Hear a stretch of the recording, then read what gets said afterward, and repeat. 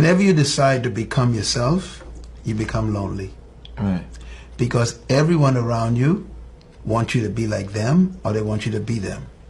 So when you discover that you are unique, you are special, you are important, and you decide to become who you are and achieve what you were dreaming, loneliness is the result.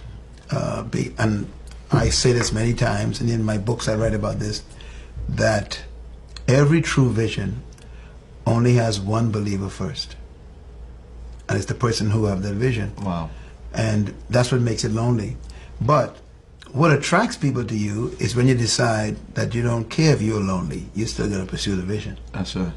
So it's the desire to use your aloneness properly that makes people come to you. You're no longer alone. And so I have been alone most of the time. I'm lonely now because a leader is always lonely because they are out front. There's no one out there with them. I want you to think about it. If you have everyone around you, then you're part of the crowd. That's true. So leaders they live a lonely life, but they chose that loneliness.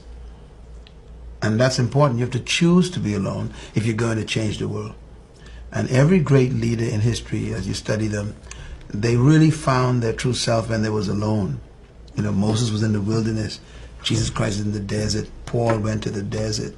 You know, and so when you pursue something that is more important than the crowd, you end up leading the crowd.